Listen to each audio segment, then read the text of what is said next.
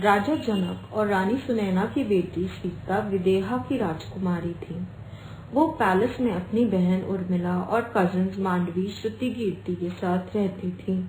एक बारी वो लोग बॉल से खेल रहे थे, तभी मांडवी की नजर एक ट्री पे गई। वो था परिजात का पेड़ जो इंद्रलोक में होता है। सीता ने कहा, चलो इस पेड़ के फूलों की माला बनाते हैं। वो बारी बारी से फूल तोड़ने की कोशिश करने लगी। श्रुति ने एक छलांग लगाई पर नहीं पहुंच पाई।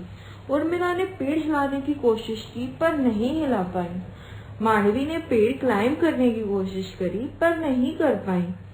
जब श्रुति उर्मिला हिम्मत हार गई, सीता ने कहा, चलो कुछ ढूंढते हैं जिससे फूल नीचे आ जाएं। सीता पैलेस में भागते हुए गई। गार्ड्स देखते रह गए। उसने सोचा थ्रोन रूम में राजा जनक मीटिंग कर रहे होंगे। फिर वो माँ के कमरे और लेडीज के कमरों के सामने से भागी, फिर किचन के सामने से, जहाँ उन्हें पॉट्स और पैन्स दिखे जिनके को हवा में उछालने से उनमें डेंट पड़ जाता और आवाज भी आती।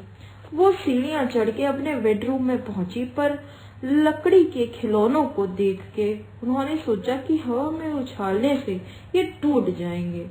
फिर वो हॉल में गई। वहाँ वेपन्स थे, वहाँ पे कुशन्स थे, हल्के फुल्के। उन्होंने सोचा हवा में उछालने से ये गंदे हो जाएंगे। फिर उन्होंने एक बड़ा आलीशान दरवाजा देखा। उन्होंने उसे खोला तो वहाँ swords, spears, daggers, axes, shields और आर्मर्स दिखे। वो धीरे धीरे आगे बढ़ी तो एक गोल्डन बो और क्विवर विद एरोज दिखे। उन्होंने जोर से कहा, कितना सुंदर बो है, इसे जरूर फूल टूट जाएंगे। तभी एक परछाई का सर उठा। वो जनक थे। वो वहाँ कुछ नए तीर देख रहे थे। उन्होंने देखा सीता को उनका स्पेशल बो मिल गया है। जैसे ही वे सीता की तरफ आगे बढ़े, वैसे ही सीता ने वह बो उठा लिया और गार्डन की तरफ भागने लगी। उन्होंने तीर को कमान पे लगाया और निशाना साध दिया। सुंदर खुशबूदार ऑरेंज एंड व्हाइट कलर के फ्लावर्स नीचे आ गए। मांडवी ने जब सीता से बो लिया तो वो इतना भारी था कि मांडवी से गिर गया। श्रुति ने जब उठाने की कोशिश की तो वह नीचे गिर गई और उर्मिला भी नहीं उठा पाई। तीनों ने सीता के कहने पे एक साथ पकड़ के कोशिश करी, पर फिर भी वो गिर गया। सीता ने तीनों गर्ल्स कंफ्यूज हो गई। सीता ने एक बार फिर निशाना लगाया और फूल नीचे आ गए।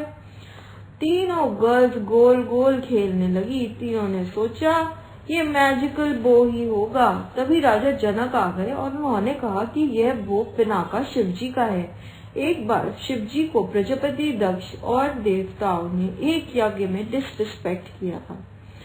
तब शिवजी ने एंग्री होके बोले कि मैं इस धनुष बाण से तुम्हें मार दूंगा।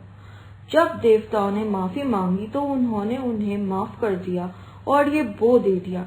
देवताओं ने ये बो राजा देवव्रता, जो जनक के एंसेस्टर थे, उन्हें दे दिया।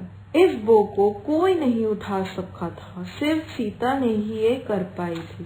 राजा जनक ने सीता को गले से लगा लिया और बोले, तुम में जरूर कुछ स्पेशल है। फिर राजा जनक और सीता और उनकी सिस्टर्स ने पूरी शाम गार्डन बनाए और देवताओं राजाओं की कहानियां सुनी। मेरे प्यारे बच्चों, ये वही बो है जिसे राम ने तोड़ा था और सीता का स्वयंवर जीता था।